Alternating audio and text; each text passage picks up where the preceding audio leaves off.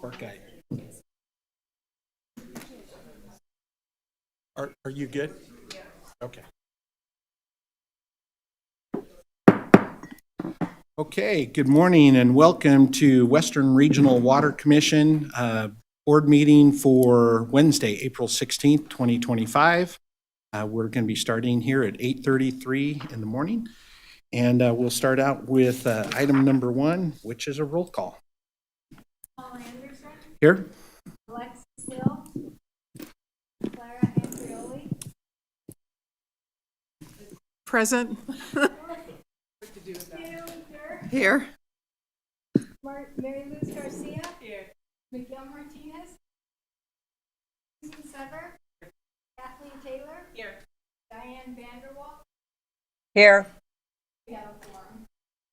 All right, thank you very much. We'll go to Pledge of Allegiance. Michael Drinkwater, would you mind leading us in the pledge? Pledge allegiance to the flag of the United States of America and to the republic for which it stands, one nation, under God, indivisible, with liberty and justice for all. Thank you. And we'll move on to item number 3, public comment. Do we have any public comment? Yeah. Okay, we're going to go ahead and read a statement before we go to public comment. For telephone participation, 594580 and enter the meeting ID 920-022-3770 followed by pound. Please mute and unmute phones by dialing *6. To sign up for public comment in person, and submit it to the clerk. In the Zoom platform, raise your virtual hand icon. Attending by phone, dial *9 to notify the clerk. Note dialing *9 both raises and lowers the virtual hand. All right, thank you. And with that, do we have any public comment? All right. So then we'll move on to the next item, number 4, approval of the agenda. I'll move to approve as presented. Second. Have a motion and a second. All those in favor signify by Raftalis. To provide financial consulting services for Phase 1A of the feasibility study on regional planning and management of wastewater utilities and effluent disposal. Kim. Mr. Chair, I have a disclosure. Yes, ma'am.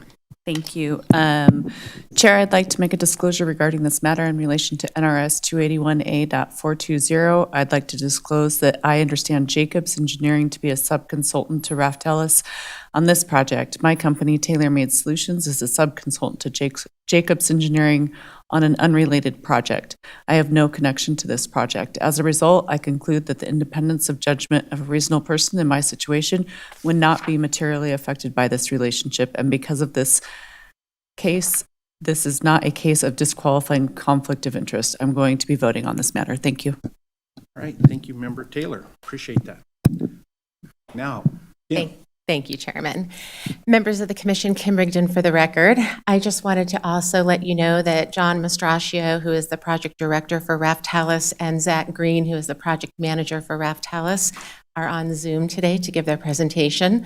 I also wanted to recognize that in the audience, should there be any questions, we have some of our Northern Nevada Water Planning Commission members who were on the working group to do the solicitation and selection process of this firm. If we have any questions at the end, we can call on them as well. I covered up my advancement slide. So I just thought I'd start with giving another recap of where we started and where we're at this point. So in 2004, almost a year ago, the Western Regional Water Commission made a request to staff and the Northern Nevada Water Planning Commission to get some recommendations on regional approaches to wastewater management and effluent disposal. And in September and October, the Northern Nevada Water Planning Commission held a couple of workshops to talk about what that might look like, what the challenges and opportunities are, so that we knew what kind of consulting we would need when we got to this point. And in November, we put together a request for proposal solicitation, primarily focused on looking at financial firms that could come in and help us with the aspects of administering a regional approach. And in January, Raftellus submitted a proposal. They were interviewed by the Northern Nevada Water Planning Working Group. And at that time, we asked them to submit an amendment to that proposal. We wanted to get a few more details on the budget and scope of work. So if you look in your board packet under item 6, 6A is the original proposal, and 6B is the amended proposal that we'll be focusing on today, because that includes the scope of work that we're going to be looking for funding for. And with that, do we have, Zach, are you on Zoom? Can you hear us? Yeah, I can hear you fine. Can you hear me? Yes, thank you. And I'll turn the time over to you, Zach, to present your proposal. Great. Can I share? Will you be able to see my screen if I share? Your proposal's up on the screen. Are you able to see it? And you Okay. can tell me Yeah, to we advance can do it slide, now. and I'll help you with that. That's fine. Okay, thank you. Good morning, members of the commission, and thanks for the opportunity to present. We appreciate it. My name is Zachary Green. I'm a manager with Raftellus, and I would be the project manager for this work if it's approved. I work in our finance practice and also work across a lot of our organizational and management practices and do a lot of work on shared services and regionalization.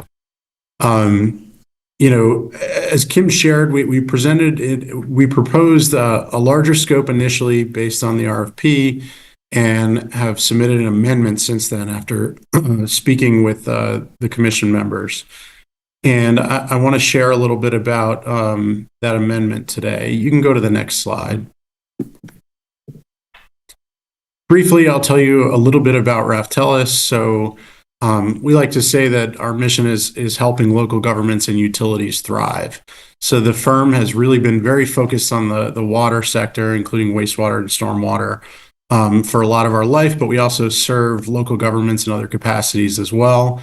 Our work focuses on a bunch of areas. I'm not going to go through all of them, but finance and organizational assessment are among the key areas that we do focus on.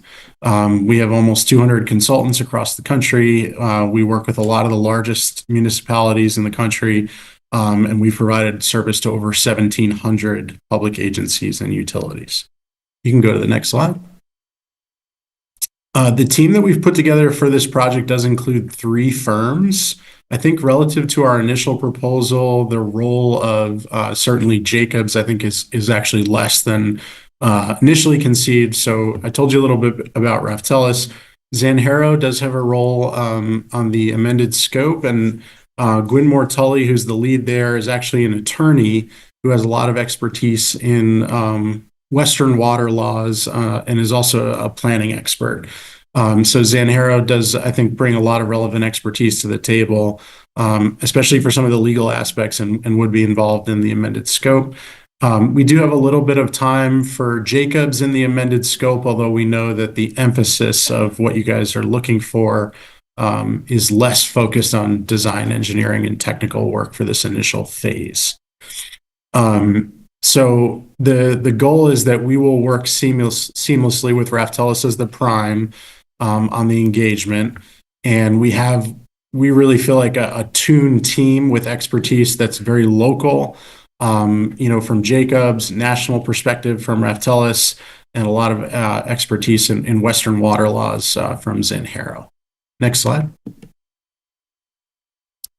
So just to kind of restate the objectives here, I think the overall goal, as we understand it, is to determine whether the potential benefits of further regionalizing the wastewater utilities in the area warrants further in-depth analysis. And really the amended scope is kind of an initial view into that, where we would try to focus on a few of these key questions, which are, what are the challenges and really the motivations for exploring regionalization? I think between, staff and the electeds, we heard that in this phase 1A that we'll talk about in a bit, there's a desire to sort of clarify the objective a little bit. and determine really whether staff and the elected officials are aligned on their vision for what that regionalization might accomplish. Whether that be in the realm primarily of effluent management or water reuse, for example. And that kind of gets to the next question. So which water sector services might benefit from the regional alternatives? Again, is it more, indirect potable reuse or non-potable reuse? Is it more just about the truckee? So kind of really defining where the opportunities are is a big part of our initial phase of work. And then once we identify the areas of focus, I think some of the work would eventually move to, which alternatives would provide the biggest benefit. Is it just about sharing services more, or is full organizational, combination kind of under consideration? And then once we sort of shortlist alternatives, how feasible and practical do they look? How long would they take to accomplish? What are some of the unanswered questions? I think that's some of the later work. Next slide. So, our task that we would focus on for the scope under consideration today is really just task 1A, which is identify what the challenges and objectives are. And I'll dive a little bit deeper on the next slide, but before I do that, I'll talk about how we would see this playing out into the future if the momentum continues beyond that phase 1A. So again, so the next step would really be what is the landscape of alternatives that might be considered, and then shortlist them, and then moving on to a next phase. Do we like items on the short list enough to really look at implementation in a phase 3? So those in broad strokes are how we see this proceeding. You can go to the next slide.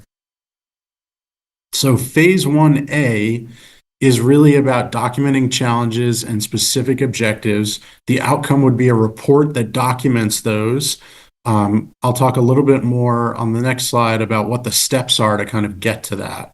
And phase 1B and 1C would be a future authorization, again, if the momentum sort of continues. You can go to the next slide.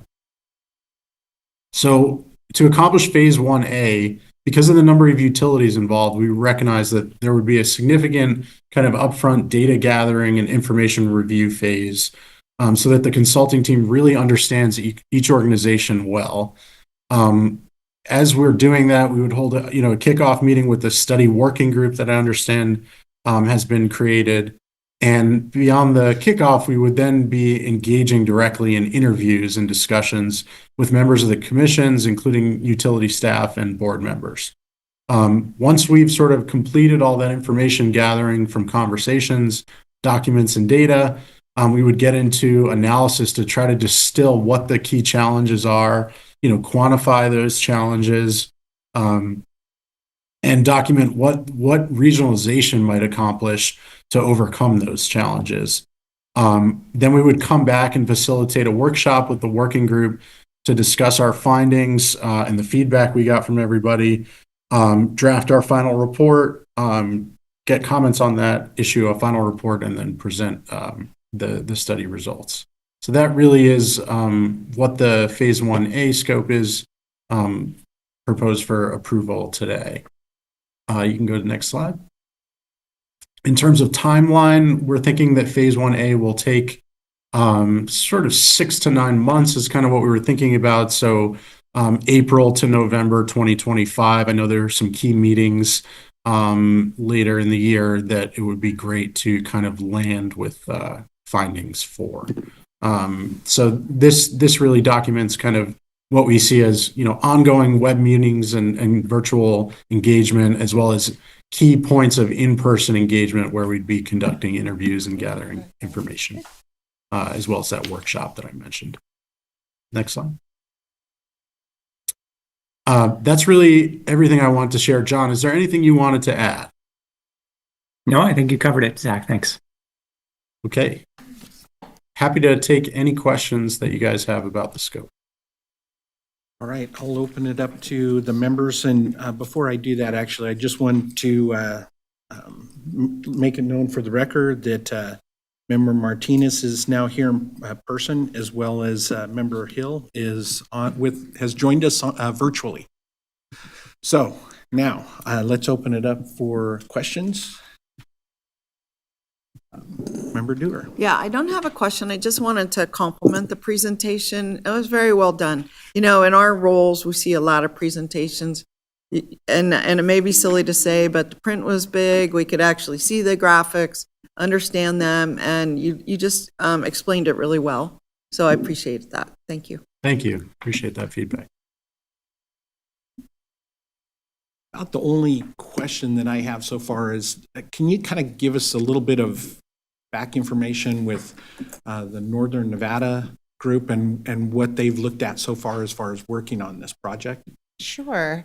So the Northern Nevada Water Planning Commission in those 2 workshops really brainstormed what the opportunities and constraints are associated with regionalization alternatives for wastewater management. So they looked at, how staffing works at the different utilities, and it was a very high level, look at where can we guide the consultant with these different topics that we already are familiar with, that they're going to need to get familiar with, some of the constraints and challenges that they're going to face, looking at the different topics. For example, you have staffing that works in both stormwater and in wastewater management. How do we look at that?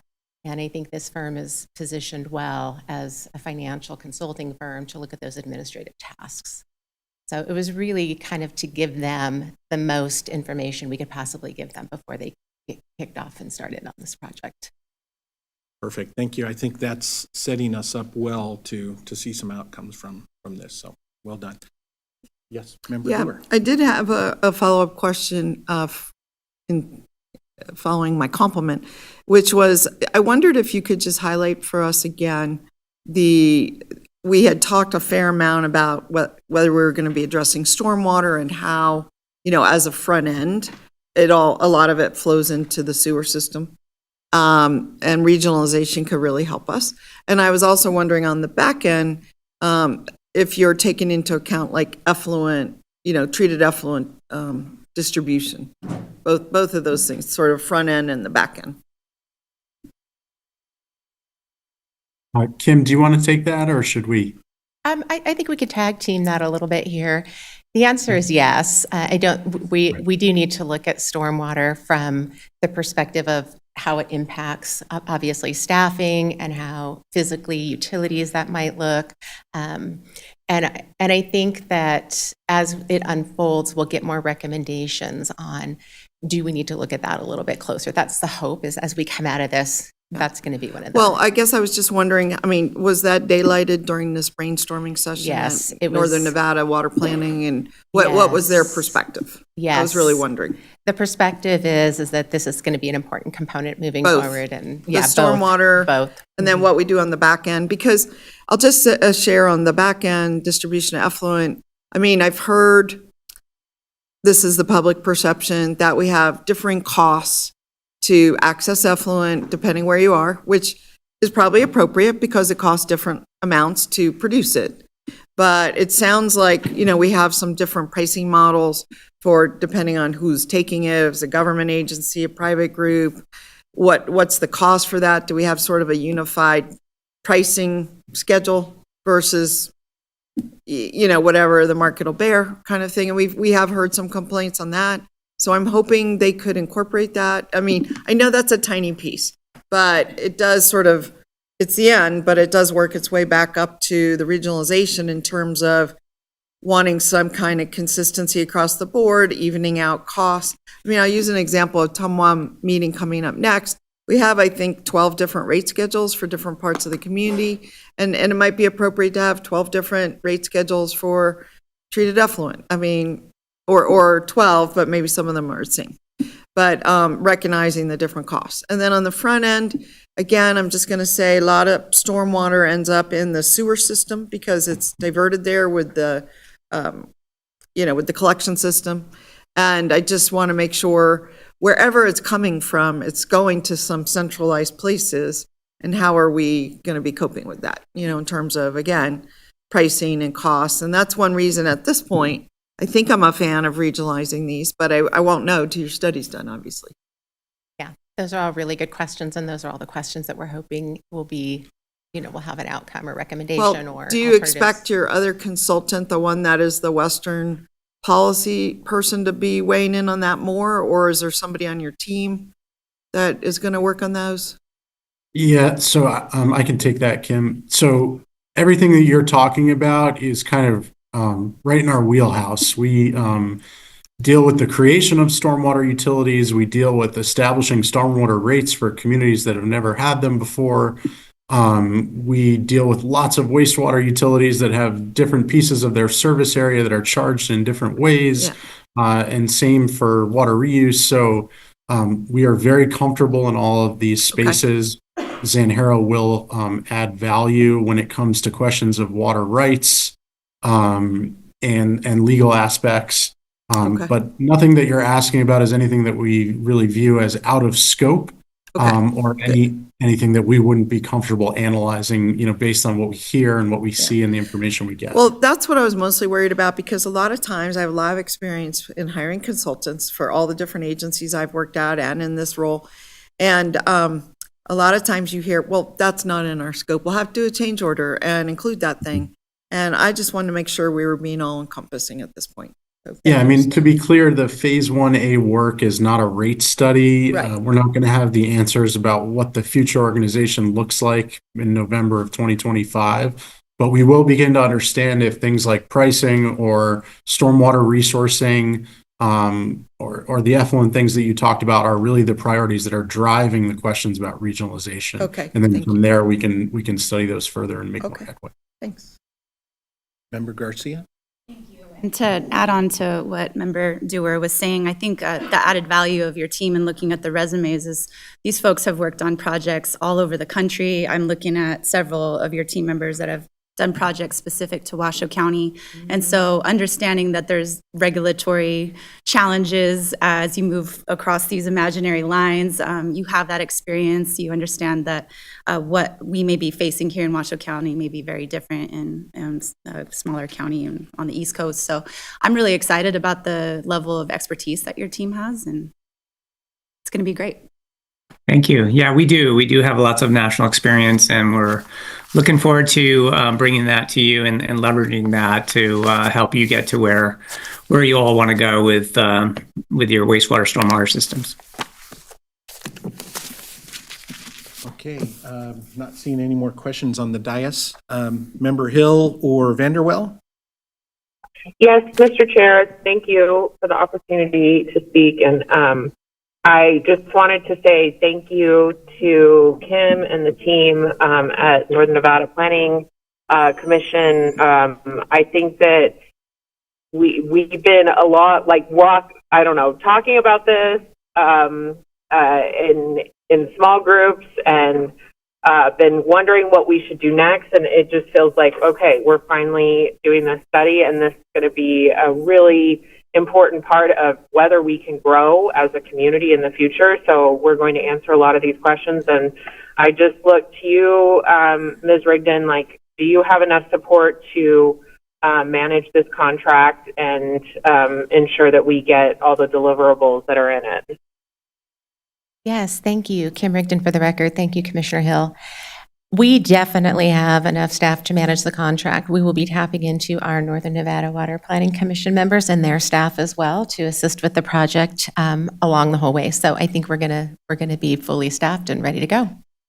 Thank you. And I know you're going to have to make sure that everyone is answering the questions and engaging with the study. And so I know that's a lot of work on your part. So any support that board members can, have to ensure that our teams are cooperating and working together, just let us know, please. Thank you. Will do. All right, thank you. Member Vanderwell? No, I have nothing. Thank you. All right, and if we don't have any other questions, this is an action item, and so if we could get a motion to approve the Raftellus scope of Mr. work. Chair, I'll move to approve the scope of work and funding not to exceed $160,000 from the Regional Water Management Fund for Raftellus to provide financial consulting services for Phase 1A of a feasibility study on regional planning and management of wastewater utilities and effluent disposal. Second. All right, we have a motion by Member Andriola, second by Member Dewar. All those in favor signify by saying aye. Aye. All Aye. opposed? And the motion passes unanimously. All right, thank you very much.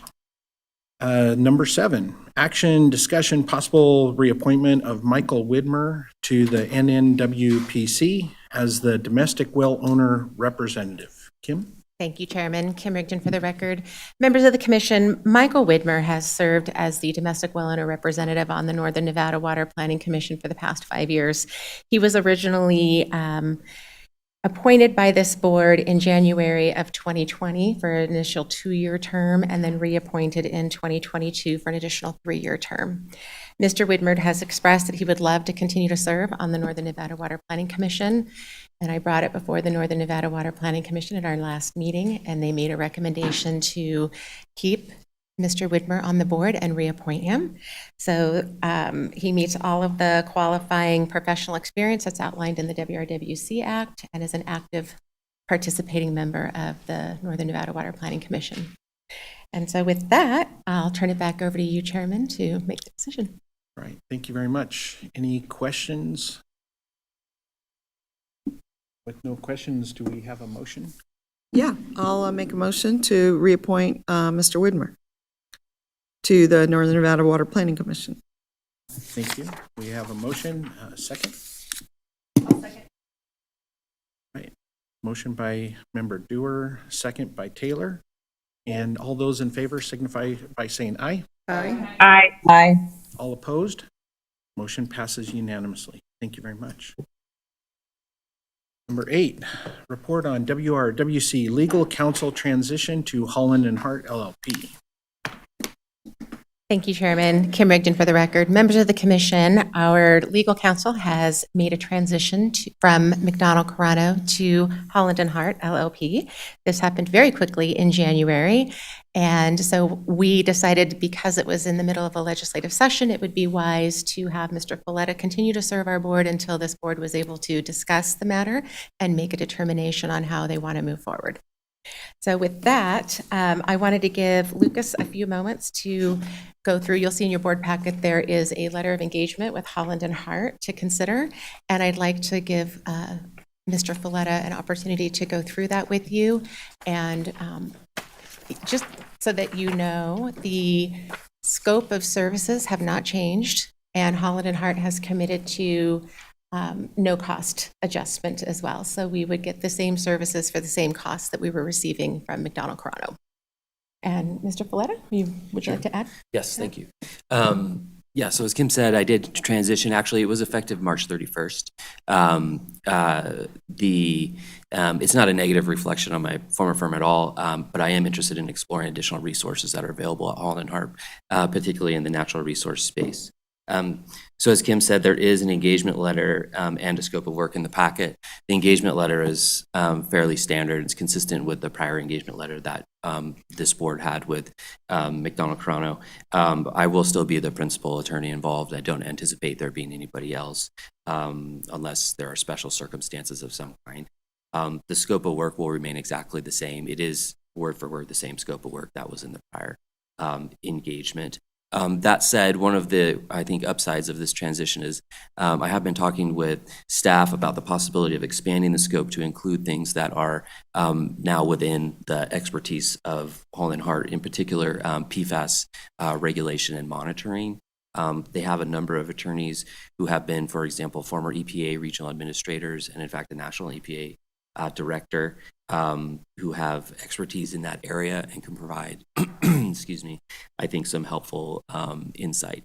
So we're working right now actually to finalize that scope of work for potentially amending and including within this. So with that, I'm happy to ask any or answer any questions. All right, thank you. And to kind of expand a little bit on what Kim said, we did have the discussion when we received the notification. As Kim said, we just felt that changing horses midstream of this legislative session was probably not a good idea. But before we move any further, we wanted to make sure that you all were involved in the process.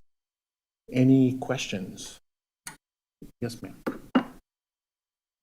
So for the record, Susan Sievert, with the Sun Valley General Improvement District, we have been retaining Holland and Hart for, I think, the last 4 legislative sessions. And their insight in being able to guide us through some of the water issues in that has been phenomenal. So I know the firm very well. They're very, if we have a question, it's answered right away. So I've always been very happy with them. Thank you.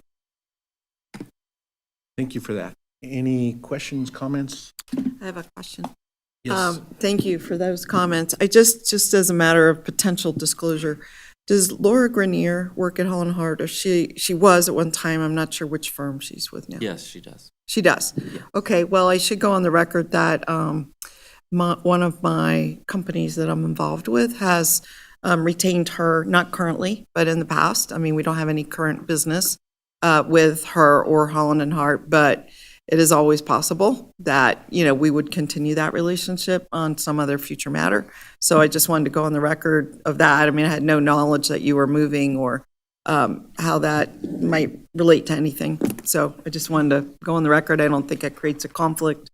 So, okay. Thank you for bringing that to our attention. All right, with that, then I think we're ready to entertain a motion.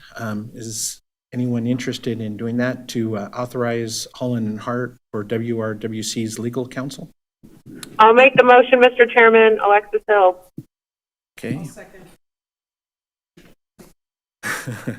We have a motion by Member Hill, a second by Andriola. All those in favor signify by saying aye. Aye. Aye. All opposed, nay. Passes unanimously. All right, thank you very much, sir. I just wanted to say, I brought it up because when we were discussing this with Parsons Bailey, I had a conflict using one of their attorneys, and I did the same kind of disclosure, so I thought that's why I should do it again. Good idea. Okay. Okay, we'll move on to item number 9, report of WRWC Legislative Subcommittee for the 2025 session of the Nevada Legislature. Thank you, Mr. Chair and members of the committee. As Kim indicated on the last item, we have been monitoring legislative items and advising and supporting the legislative subcommittee of this body on a periodic basis throughout the session. That subcommittee has been meeting jointly with the Tumwa Legislative Committee, and we've had some relatively efficient and good meetings. We're tracking a number of bills that are on the table that you have. There haven't been really many that directly touch or concern this board and its processes. Well, really, there haven't been any, with the exception of one bill, which is SB 286. This is a bill that expands the Local Government Cooperation Act to include tribal entities. There is a law on the books already that essentially requires state and local governments to cooperate as necessary and when possible on issues that affect one another. This includes tribal entities in that group of entities that are required to coordinate and cooperate.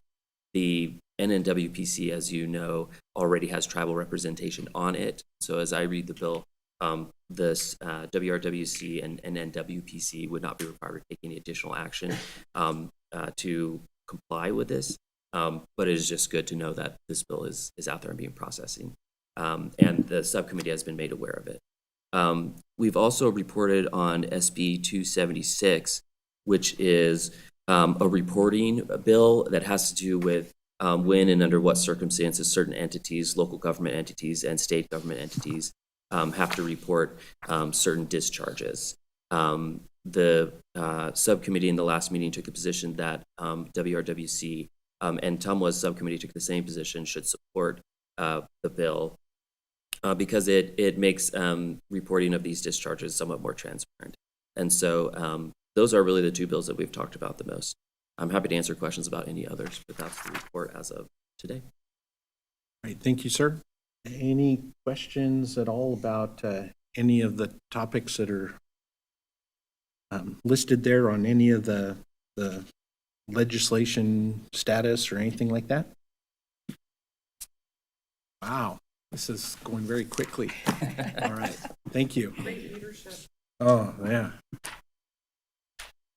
Okay. I don't think we didn't need to take action on that, right? Okay, thank you.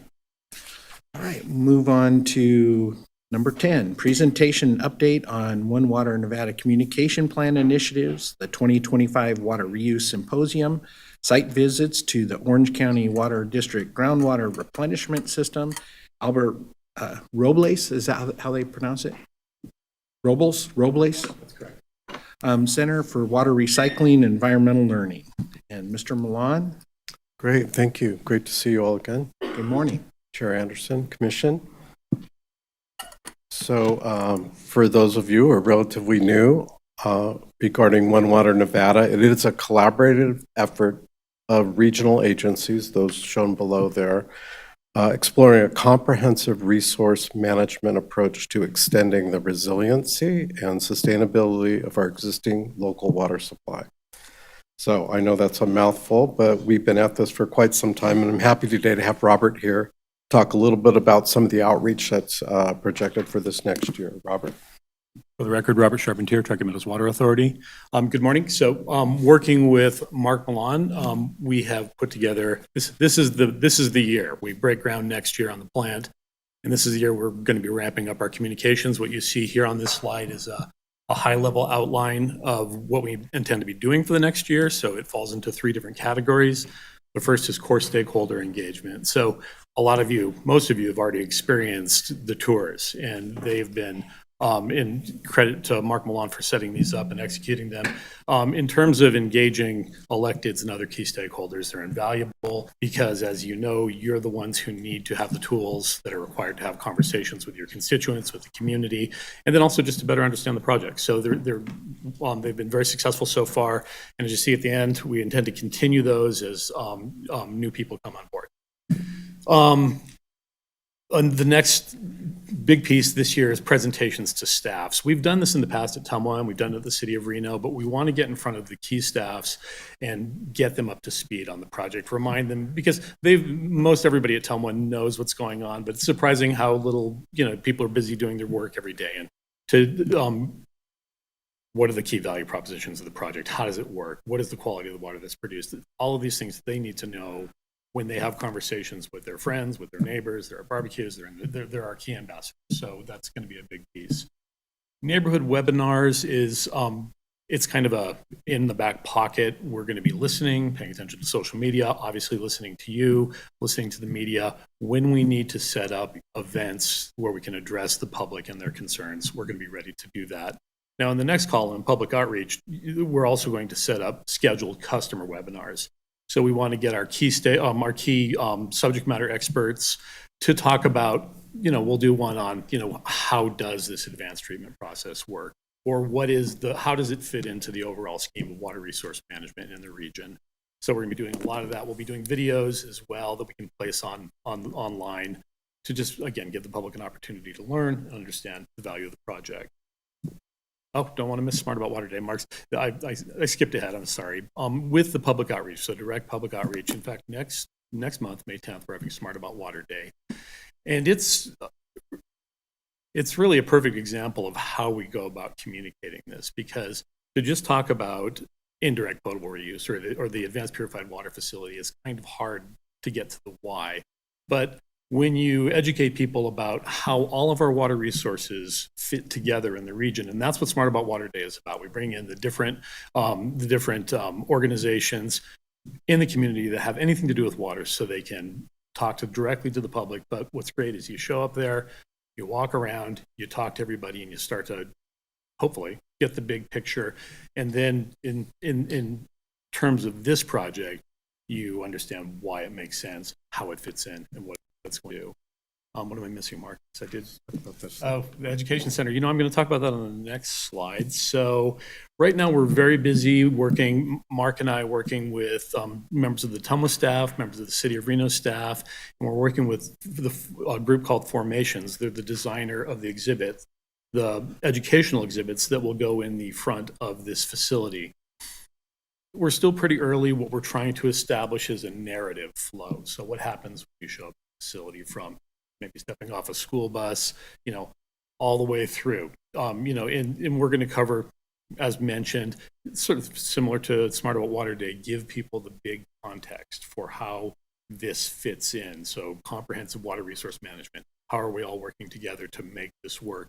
And then once they get that, they understand why this plant fits into that scheme. So, the things that we really want people to know walking out the door is how it works, the fact that the water that it produces is of outstanding quality, and then how it fits in. So that's what we're working towards. And as we get further along in the design phase, we're going to be sharing it more widely.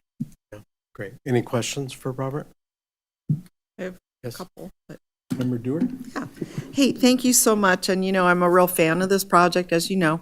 But it is interesting that over the last 2 months or so, I've heard some questions or criticisms or concerns expressed. Nothing about what you just mentioned, nothing about the quality of the water, concern about drinking, sewage water, that kind of thing. No, the questions have been arising related to cost of the entire project and the facilities.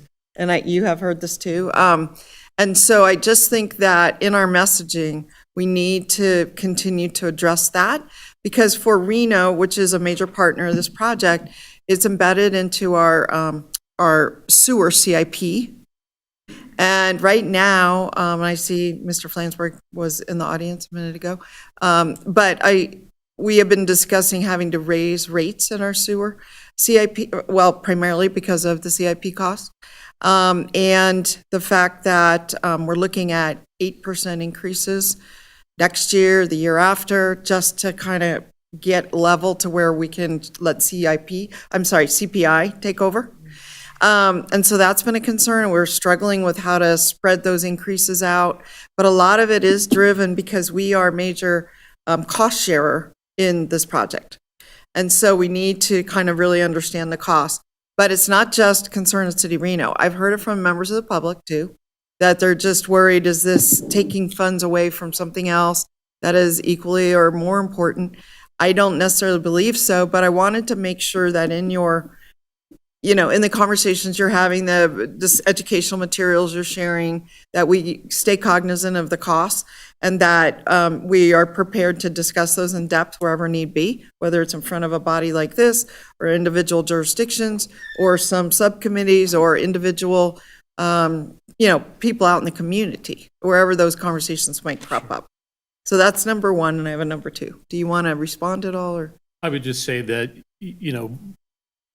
emphasizing the value or the value of the plant in the overall perspective of our water resources, but also reminding people of things like the Board of Reclamation's grant, the state revolving funds, that we're doing everything we possibly can to manage the costs and keep them as affordable as possible. And this isn't coming from me at this point, but I am hearing it out in the world. So I thought, it's my job to let you know what I'm hearing.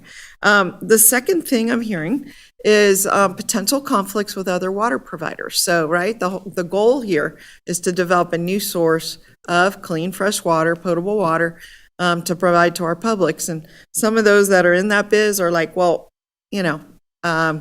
government competing with private again, those kind of issues, which really surprised me. I didn't know about them, but I have become aware of them. So I just wanted to share that as well. Sure.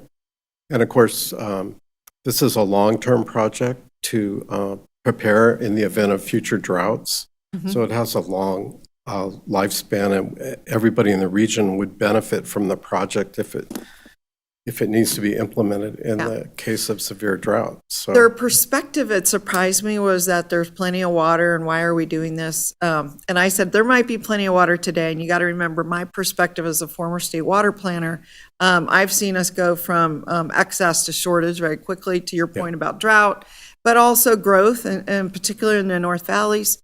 We don't know what that looks like 20 years from now and what the water availability will be. So to me, having either a backup water supply or a secondary a secondary source of potable water, or a tertiary source, let's call it, is very valuable. But, this is forward thinking, and it is decades. We may not see all the benefits for decades. yeah, but at least you're being prepared for the region. And also, go ahead. In regard to cost, this cost is a consideration in all projects on all parts of the nation right now for wastewater and drinking water. And it's a concern along with electrical rates and everything. So This team, I know, is being very cautious about that and examining with great scrutiny the development of this project and also how to offset costs through grants and low-interest loans. So very common. In regard to the sort of historical perspective, because I think it will be addressed in the exhibits, the notion that this is a community that's always planned ahead. So we don't wait until we fall short to plan. So that's going to be baked. That's a really good point. I mean, that's part of our trajectory, our history, our past. It's why we're in such a good shape right now, frankly, was the forethought a decade and 2 decades ago, and the agreements, water settlement agreements, the planning, the expansion of Tumwa, et cetera, working with private utilities to, like, we have the Boomtown example, we have other examples, so appreciate that. Thank you. Thank you, Robert. I have one more question. I didn't know if there was any other. We're happy to answer any additional questions. Yeah, well, we have other things we want to cover, but Yeah, I please. just had a quick question about the public outreach. I hopped on your website, so it's a family-friendly event coming up on May 10th at Ida Wild Park, correct? Correct. Smart About Water Day. It sounds like you're going to have food trucks, big rigs. It's free. So I assume you're already communicating with your nonprofit partners, but I just was curious what the outreach was for Washoe County School District, our tribal partners, Spanish outreach. I know all of us have Spanish channels on our social media at the local jurisdiction level. So, If I may, I'll call Cammy LeRae down. I know she's in the room because she's going to be able to speak in great detail on how we're doing the outreach for the event. okay, and I don't need a ton of detail. I just wanted to highlight that those community members are important. So, yeah. And some of our outreach materials are translated in Spanish already. They have been since we've been at it. And the website is, you can just push a button and it completely goes to Spanish as needed. Hi, Cammy LeRae with Good Standing for the Record. And with specific regard to Smart About Water Day, we do have outreach that already has gone through Washoe County School District. We have a curriculum underway that we've developed with them, but we always reach out to them. We're in their curriculum newsletter right now, and we also have flyers in their break rooms. There's a lot of flyers out front, too, that I bought for you all if you'd like to take some. So we have been in outreach with a lot of TUMWA's partners. All the water management entities will be there on site. And our outreach is just now beginning. We have the web presence, of course. But, our press release will go out this week. We'll be scheduling interviews with media. And to your point on Spanish media, we will make a specific outreach as well to those channels. Yeah, thank you. Thank you, Cammy. Questions? So actually, before we go to your next one, I kind of want to stay on the cost side of it. Okay. That was one thing that when I went back to the symposium in Florida, a lot of folks talked about that. The nice thing for me was looking at it in a different way. Bless you. Looking at it in a different way, even to the point of doing nothing has a cost as well. But looking at it from multiple levels in the sense that a lot of communities like ours are experiencing issues with 60-year-old, wastewater plants and figuring out what we're going to do with those. And I want to say thanks, by the way, to Robert, Lydia Teal, John Enlow. I think there he is, over in the corner. And then likewise, the Sparks staff for helping me help me prepare to better communicate to our community, because that's one of the things that's been coming up is cost. This is going to cost a lot more. Well, if we have to build a new wastewater plant, that's, if I remember correctly, could be $1 billion. Relatively speaking, it's not that big of a cost. So I think that's one of the things, if you guys can help guide us and help us truly understand what the numbers could look like. And I know with the Sparks team, those are one of the things that I keep asking them, how much is this going to cost? So we can effectively communicate to our community. Yeah, and it's difficult for the public to understand that utilities that are old items need to be replaced, pipes, equipment, pumps, and that has a cost, and also the labor to do it. So that's a challenge. Interestingly, there have been studies, and I think this was mentioned in Florida at this conference, which I'm going to talk about in a second, about what if you don't build a project? What is the economic consequence to a region, especially a region that involves tourism and growth? And so studies like that are very valuable and could help explain to the public why it's necessary to make the investment in the future versus if we don't do it. So there's a few of those out there in some communities. Sometimes they reach out to the colleges, like we could reach out to UNR and ask them to help create such a study, but that might be something we should consider. Yeah, that's what some other communities have done. Yes, Commissioner Hill.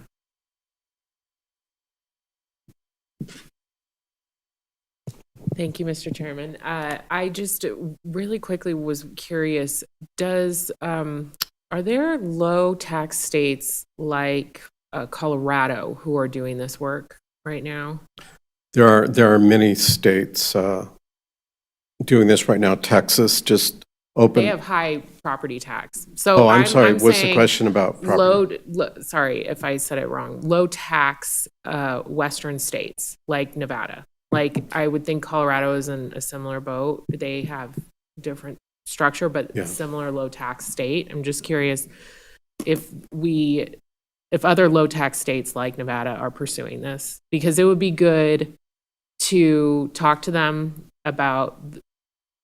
We are all of us sitting at the dais are in some difficult situations in our counties and our cities, and it's hard for us as a region to even say that growth is paying for growth because of the low tax nature of our state. So I think that's where the push and pull that Councilwoman Dewar was talking about, and our chairman, of articulating this in the right way, especially because Nevada is so low tax. So I think it's important to keep that in mind, that we are not California.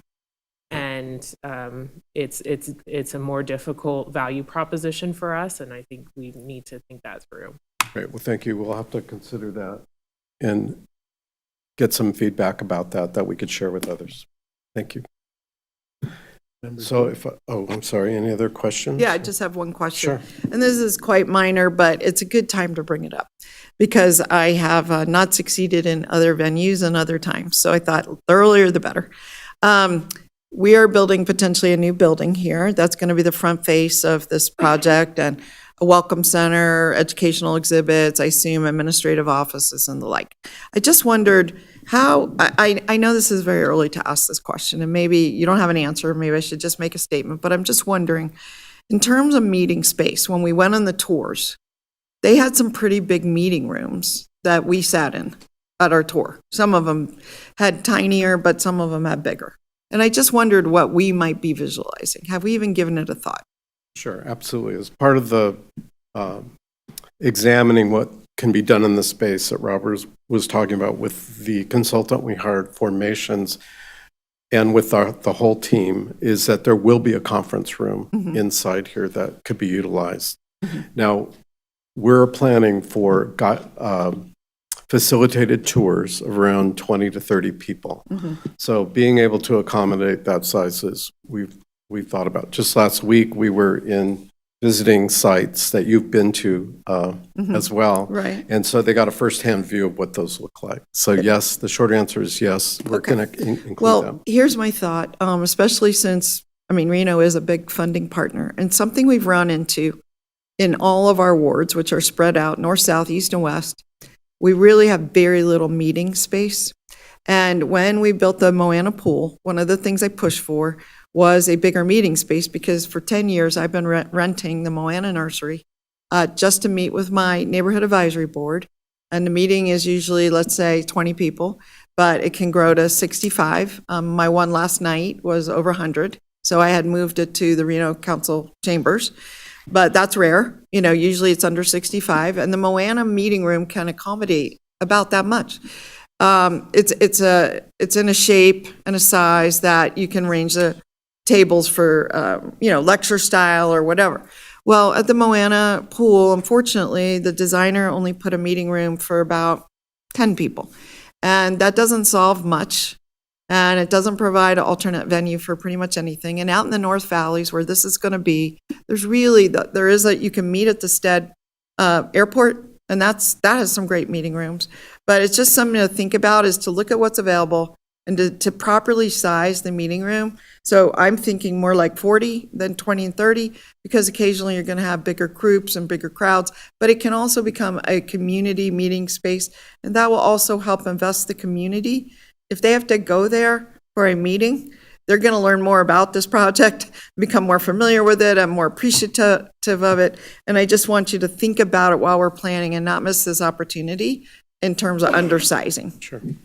We'll certainly consider that. I happen to know the footprint of this building is such that it has to accommodate quite a lot of stuff. The equipment stuff. Same with that Moana said, Pool. we have had public meetings so far for this project at the airport, Yes. and that's been a large enough facility to accommodate our needs. And maybe that's good enough. I'm not as familiar with the North Valleys, but I will tell you, in South Reno, we have had meetings down there in the South Valleys Library. They have told us you can't meet here anymore. There's too much demand for the library. Wow. The cabs meet there for the county. I've tried to schedule regular meetings there for the NABs and other things, and they're often very booked up. And so there's really no other meeting space down there, no public meeting space. So I don't know all the situation in North Valleys, but I thought it would be good to at least bring it up. Well, I appreciate that, and I will share that with the team. Okay. We meet every week, some of us, and there's a larger team that works with the architects and everything, but I will pass that information along. And I myself have met at the Stead Airport. We have, and even whether NABs or cabs come or go, there's always something else Sure. coming. No, I Yeah. understand. Okay. Great. Member Seaver? I will just state that as someone that lives in the North Valleys and also works extensively in the North Valleys, anything you can do to show goodwill to the constituents out there who probably are very skeptical of anything to do with water right now, will go a long way, believe me. Great, thank you. And we have had some meetings with several people, and they've gone very well. And I think our team is good listeners and responding to people's various concerns in the region. Absolutely. And with that, I have a few more. Well, actually, I just wanted to make one Sure. comment real quick, and Yeah. you wanted to. I just wanted to say the one thing I did see. So when we were out there in Florida, we toured the Polk County. Was it called Pure One Water? Yeah. Anyway, if you guys could picture, I don't think it was any bigger than this room. And Which is a I great would size. I have a picture of it just I'm going to show in a minute. strongly suggest going beyond that. And yes, it would be lovely to do Orange County or any of those big fancy ones, but I really think we need something like what we're already seeing some of the renderings of that. I don't think we want to skimp on that facility. So anyway, I'm sorry. Well, I think there are several members of our team here who are hearing this also, so I appreciate that. Did you? Yeah. Okay. I think So we're let ready me to ask move you a on to the question. next. Are you saying, like this, I personally think this is a great size room? I mean, is that what you were saying? No. I was talking about the overall facility. Oh. The overall facility of the Polk County, I mean, the whole process. So the demonstration process, there were no meeting rooms. We had to meet out front. All direct compatible Oh. reuse. Yeah, it was a pilot project. Yeah. In fact, I'll have a picture of it here in a second. Oh. to Well, show. anyway, I mean, even a room of this size is very accommodating for a group, a school tour, or whatever, plus a NAB or CAB meeting or any kind of group that wants to meet. Yeah. Yeah, and as this facility evolves and the design of it comes into focus, there's also emphasis on the outside area for meeting groups as well. So it is going to be a beautiful setting and site, and it's still in the works. So we'll share these thoughts with the whole team. And with that, speaking of Florida and Tampa, I know some of you were able to join us there, some of the commissioners and council members. So that was really great. And they had a special day there on Tuesday, for elected officials, and we'll show a couple pictures of that. This is, right here is a picture of the facility on the right, the direct potable pilot that was talked about. So it is a relatively small building. It's smaller than the one we are building. Oops, let me And this was this is a special event that we had on the last day of the conference. It was a workshop just for elected officials and general managers to talk amongst themselves. No one else was really allowed in the room except some of their staff to listen. I thought it was really informative, and a lot of things were addressed at this session. And Water Reuse liked it so much they're going to do it again next year. The next year's national conference is in Los Angeles, and there'll be a California one later this year. And of course, we are honored to have our own John Enlow recognize a Lifetime Achievement Award. Yeah. You didn't know I had this slide, but this is a special award for advancements in water recycling through exceptional service and leadership. So we're very proud to see John honored at this event. And I know you all are too. So it was a very great moment for this whole region to have him be honored there. So here we have some of the slides to the wetlands. And Kim, do you want to talk about these? Yeah, so thank you, Mark. Kim Rigdon for the record. So members of the commission, there were a couple of tours at the end of the Water Reuse Conference on the last day on Wednesday, and our commissioners that were able to come went on the tour with us, and they were really interesting sites. One was the 7 wetlands. It's interesting how they spell it. But this is, they receive water from the Lakeland City area, and they also receive reclaimed when they have excess reclaimed water from the wastewater facility there, they receive some of that water. And this is an old phosphate mine that was developed in the 1920s. And in the 1980s, the city of Lakeland purchased this property because there's not a lot of elevation changes in the area to be able to do a natural environmental treatment of their reclaimed water. And this provides polishing, it provides tertiary treatment for the city of Lakeland's wastewater treatment facilities. So they were able to avoid the costs of upgrading their treatment plant by innovating and using the site as a tertiary treatment site. So that was a really interesting site. What I loved about this one also was they turned it into miles and miles of trails that people could hike and visit. There's bird populations there that are beautiful. They warned us about not walking out on some of the boardwalks so that we don't get too close to the alligators. So it's really a source of pride for the community there, and that was really interesting to see. And then the next site was this direct potable reuse pilot site that our chairman was speaking of. And I put a map here on the side so that you could see there's 5 primary water districts in the state of Florida. And this one is in Central Florida. There's a Southwest Florida Water Management District. And they've partnered with the Polk County commissioners to fund a demonstration project to advance the treatment of reclaimed water in their community. This is a pilot project, so it's not being used as a source of drinking water yet, but the idea is to prove the project and utilize that into the future. They're treating about 1.5 MGD, million gallons per day at that site. So that was really interesting because it was also an opportunity to see similar treatment technologies that we'll be using at the American Flat Project. Great, thank you. So just last week, we did a tour in Los Angeles to Orange County Water District and also the Albert Robles Center. And we had a great group of people. There were 25 in total. And also the Nevada Department of Environmental Protection was also joining us. They sent 4 people, and so it was really great to have them with us. And also we had 2 members of formations who were working on the new site with us. And of course, we visited what is now the largest water recycling facility in the world. They're doing up to 130 million gallons a day of recycled water, which is tremendous for that region. We got to hear from Jason Daudikas, who is the head of their water quality, and he spent the whole couple hours with our group taking us through the tour, which was excellent. And I know some of you have heard him speak before. So that was really great. And of course, we also spent time on the displays that the public sees. And we got to hear firsthand what was working, what isn't, so that we could consider those ideas for our own facility here. So that was great for our team of people working on the building to hear directly from the people who work on their displays, so we could learn from what worked and what didn't with them. And of course, everybody got to tour and also taste the water. Most people tasted the water, which was great. From there, we went to the Albert Roloff Center.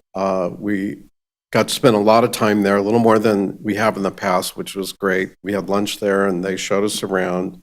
And again, we spent a lot of time with the people who developed the displays, and we had a breakout meeting with Formation so they could ask really particular questions. The rest of the group traveled around and got to see the whole facility, which uses recycled water for landscape irrigation. And that, you can see our commissioners there had fun visiting this site. And we all were allowed to taste their water. Their whole facility was running that day, so we got to taste the water. This is their tasting room, which almost looks like a winery, right? Yeah. Pretty impressive. And again, it was really, I think, a really great tour. We had a lot of good discussions along the way and in the van on that trip. So I think went very well. Yeah, we also did a poll on the bus on the way home to see which facility's water tasted the best. And there was a clear winner. I won't announce it publicly, though. That was interesting. Are you know? revealing? I'm sorry? Are you revealing which one it was? I believe it was ARC, right? Yeah, it was the second facility. They There's liked something the about taste the of water, it tastes a little better. The It was the ambiance. Yeah. When They it's could have been beautiful, it serving. tastes better. Yeah. They could have been serving wine, right? But it's water. Yeah. Yeah, so again, these tours have really paid off in educating not just elected officials, but also staffs from Reno, from Sparks, from Truckee Meadows Water Authority. So we've been really pleased to do them, and we'll probably look again next spring to do some more. There is one more conference later this year in San Diego. The Water Reuse Conference will be held in about the third week of September. So anybody interested, we'll be looking to put together some tours there as well for that facility. And that is all I have today, and happy to answer any questions you might have. Right, thank you, Mark. Any questions? Or comments? I know some of you who were on the tour and also went to Florida. Anything you care to share or add? That's what I was going to get ready to ask. I saw one of them reaching for the mic. That's good, but I would like some input from them on their thoughts, as well as some possible actions from here. So go ahead. Thank you so much. I had the absolute pleasure of attending both Florida and Orange County, and I really am. You've made a very dangerous person in me. I mean, when I flew from Tampa, and all the information was just amazing. I think that there's some additional benefits that I'm going to get to in a minute. But the people who were sitting next to me when we flew into Long Beach, dangerous. Where are you going? And the next you know, stats like there's no tomorrow, messaging like there's no tomorrow. And so I think it's really that I'd like to hone in. Number one, say thank you so much for everyone. Congratulations to John Enlow again for being the rock star of water in the nation, if not the globe. So I think that was just amazing. A lot of times if there were some questions, it would be like, ask John Enlow. I'm like, oh, I know how to get reach that gentleman. But the point that I'm really making is thank you. But the second point I want to make is what the benefit that came out of that. All three jurisdictions and many other organizations that work with all of us, I think can benefit from what I saw. And I had this conversation with Councilman Rodriguez and Councilman Anderson, because when we're on a bus, you can't leave. So I feel for them. But the reality, they were stuck. But the idea that I proposed is that when we're on these boards, in this case, the privilege of serving on this board, we have an opportunity to actually help to message. And I think sometimes what happens, at least from my observation, is we get siloed into the jurisdiction that we are elected to serve in. But we do share constituents, and we do share a community, and we share water, as an example. Water knows no boundaries, if you will, in various ways. So what I am going to just throw back out, and I know I had this conversation with you, Kim, so I'm going to just reiterate it, and Mr. Milan, is that I think there's opportunities as you're going through this education process, as you're going through the outreach, as you're going through these things, we have an opportunity to also represent as a unified front for that messaging and that support. And so I think that there's opportunities to think about not just what we have a responsibility to serve in the capacity that we're in with this particular board or any of the other 10 wonderful boards that I serve on. 11. I think you and I are tied. But the point is that it's maybe a different way of thinking that hasn't been thought of before, and I'm just throwing that out as an opportunity. I know I would be willing. I think the conversation with Councilman Rodriguez and Councilman Anderson and many of the others. Martinez. Oh, did I say Rodriguez? Let me say Martinez 3 times to negate the Rodriguez that I said twice. Does Councilman Rodriguez sit there? I think he does during the spot. See, you're throwing me. It's my fault. spot. It's his spot. I have to keep it warm for him. Martinez. So anyway, I would just throw that out as an idea. I also really appreciate the fact that as we're moving forward with this project, that there are opportunities that we've shared that you've already explored. And then lastly, I'll just say that it is really interesting in terms of even being in this community for 38 years and the misconception. I thought at the conference it was interesting that messaging, at least that I saw, was one of the heaviest attended, even from the technical folks. So whether it's, H2O, that's the highest scientific level that I'm at, to someone who's really at an engineering level in a really technical capacity, everyone's talking about messaging. And I think that you can use that opportunity to help us. It was already earlier said, to help message with our constituents and really support this project from a community-wide level. And I know I'm going to step up and do what I can in that capacity. So thank you for an incredible journey. And you have made me a very dangerous. I tell people, don't ask me about water because I will just get, and poor people on the plane, they couldn't leave. They couldn't leave, those poor people. But no, it was very interesting. And they were from Southern California. And so they thought it was very interesting. So thank you for doing what I can to help support all the hard work that you all do and the talent that you all bring. So thank you. Member Martinez, would you care to make some comments? Yeah, thank you so much. And I appreciate Commissioner Andriola's comments. He summed up a lot of the experiences. I also had the privilege of attending both the Water Reuse Symposium in Tampa, also going to the Orange County tours and kind of visiting that. And I think my biggest takeaways are some of the things that Commissioner Andriola already mentioned, but making sure that we are engaging the public. And it does seem, just based on even the feasibility study on another side, that you all are being very intentional and making sure that there's an iterative process back and forth, not just with the consultants here on this specific side, but also as we build out the American Flats project, that the public comes along through that. And so making sure that we are direct and prioritize the benefits to the community is going to be helpful when those conversations about costs and future sustainability of our region come into play. I will say that the water to me was a little bit better in the second one as well. I agree. ARC was a little better. And I theorized that it was because it was a little bit colder.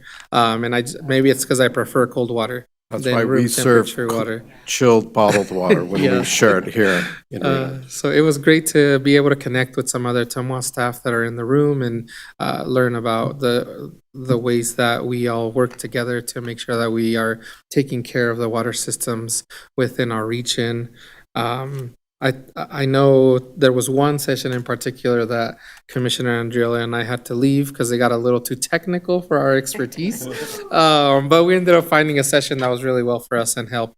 I think them implementing, or the organizers of that conference implementing public officials like track was wonderful, because I think it helped us decide which ones are good to attend and where we could actually be beneficial and participate in. But it also seemed like a lot of the folks that were experts in on the engineering side were also very interested in learning about that track as well. Yeah, and that was the first time they ever did that track, and I won't be shy, I had a lot to do with it because I knew a lot of you were coming, and I said, I'm going to bring a lot of people from this region, but you got to have a track for them. And I'll just mention that as one of our components of our outreach is to work with electeds and staff to educate them, including messaging. And I appreciate the comments about messaging, and I appreciate you being there as a teacher, right? To learn more about it. It's just one component of our efforts over these last few years. And it's an important one because you're the folks who make decisions that are critical, and you have constituents that look to you for guidance on these issues. So there is a method to our madness here, and part of it is keeping you informed, and we'll continue to do that and try to do a better job with messaging and cost information as well.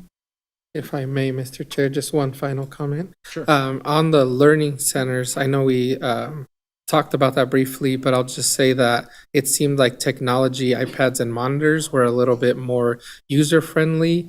Some of the build-outs that they had, like when you press the water and the rain came down and it kind of showed how the water dispersed. I think more interactive things would be helpful in those learning centers, because when we went through the first tour, a lot of them were out of function or didn't light up or didn't do what was originally intended, and so they become they don't meet the objective that they were established to create. So being conscious of that when we build out the learning center, I think is going to be helpful for our success. Yeah, you were seeing firsthand what we were all learning that we want to apply for this one. So that's great. All right, I'll just make my comments. I've got some bullet points that I wanted to talk about. And for those of you on the communication side, thank you for what you do, because most of them pertain to that. So the early and frequent engagement, we've talked about that before. That was said over and over and over again. Collaborative partnerships. So, cities, counties, and likewise, our local university, all those groups, getting them involved.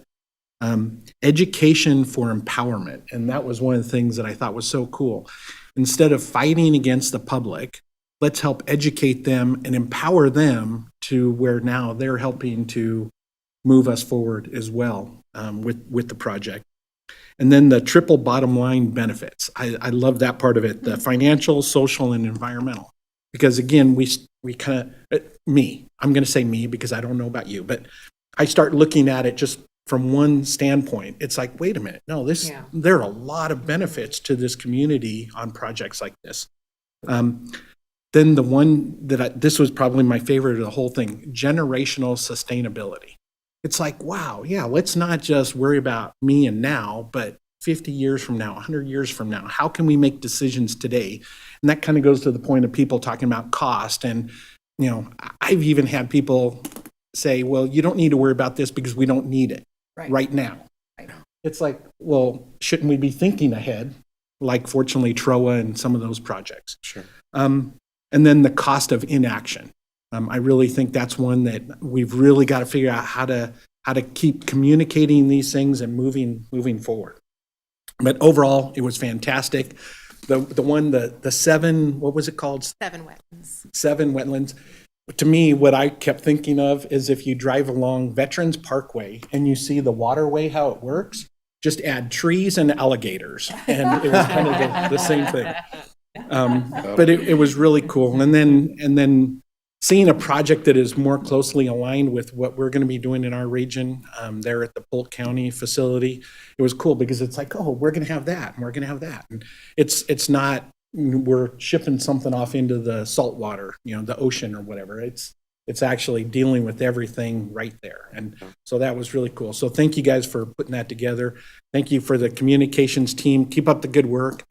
I appreciate y'all helping me answer questions that pop into my head. So. Great. Well, thank you very much. And I'll just add, I loved your comment about generational sustainability. I'll share with you that I have grandkids who live in Reno in the region, and I'm just as committed to this project as you all are. Awesome. Well, thank you. All right. With that, we're running out of time here, so we're going to move on to our next item, which is Program Manager Update. Thank you, Chairman. In the interest of time, there's nothing on my program manager's updates that can't be reported next time that's not pressing. So if we want to skip that agenda item, that's perfectly fine. All right. So we'll move on to item number 12, discussion possible direction to staff regarding agenda items and dates for future WRWC meetings. Thank you, Chairman. Kim Rigdon for the record. Members of the Commission, our next meeting is May 22nd at 9 a.m. here in the Sparks Chambers. We'll have our budget hearing. And our tentative budget was approved by the Department of Taxation, so that should go pretty smoothly, no changes on the budget. We'll also hear from UNR Nevada Water Innovation Institute and get some project updates from them, as well as a new scope of work and proposal for their work over the next 3 years. Perfect. And that's it, Chairman. Thank you. Any question? All right. With that, we'll move on to item 13, public comment. Oh, I guess I was trying to do 12. I thought that was 11. I'm sorry. Mr. Chair, back on 12. I had requested an agenda item a long time ago about a presentation from our new state climatologist, and I wondered if that was still on tap.